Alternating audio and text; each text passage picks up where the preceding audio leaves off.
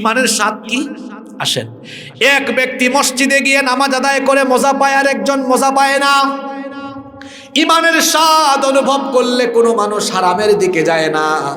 দেখেন ইমানের স্বাদ কি জিনিস আপনি বুঝবেন।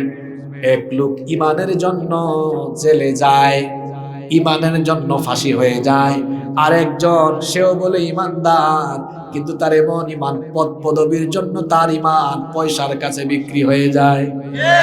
তার এমন ইমান সামান্য জিলাপি বিরিয়ানি দিলে তার ইমান বেশ কম হয়ে যায়।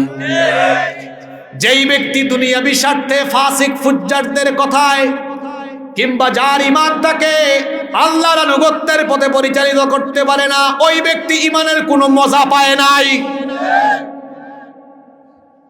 যে ব্যক্তি ইমান এনে ইমানের পথে চলতে পারে না, তার ইমানের ভেতরে নিফাক ঢুকে গিয়েছে।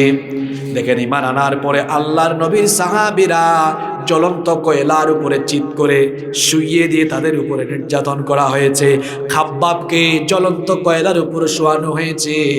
বিলাল রাদিয়াল্লাহু আনহুকে উটের দড়ি দিয়া বেঁধে মরুভূমিতে টানা হেঁচড়া করা হয়েছে।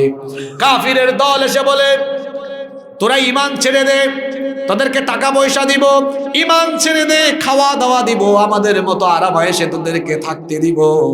কিন্তু ইমানদারেরা বলেছে, আমরা ইমান আনার পরে এই অবস্থায় আছি, এখানে আমরা মজা পাচ্ছি। সুবহানাল্লাহ। বেলালকে বলে ইমান ছাড়, বেলাল তখন বলে ইমানের পথে আছি, যতই মারবা বলবো আহাদুন আহাদ। যে ব্যক্তি আল্লাহর ভয়ে চোখের হেফাজত করবে, আল্লাহ তাআলা বলেছেন ওই ব্যক্তিকে ইমানের স্বাদ আস্বাদনের যোগ্যতা আল্লাহ দিবেন। ইমানের স্বাদ আপনি বুঝবেন।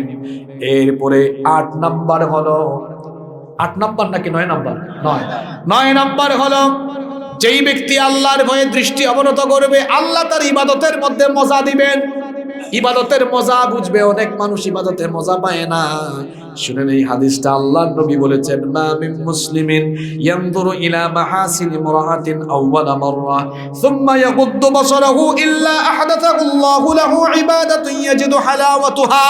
নবীজি বলেছেন, যদি কোনো ব্যক্তি সুন্দরী কোনো নারীর দিকে চক্ষু যাওয়ার পরে আল্লাহর ভয়ে চক্ষুটা নিচের দিকে নিয়ে নেয়, আল্লাহর ভয়ে দৃষ্টি যদি হেফাজত করে, আল্লাহ তাআলা ওই ব্যক্তিকে ইবাদতের স্বাদ আস্বাদনের মজা দিয়ে দিবেন। অনেক মানুষ আছে ইবাদতে মজা পায় না।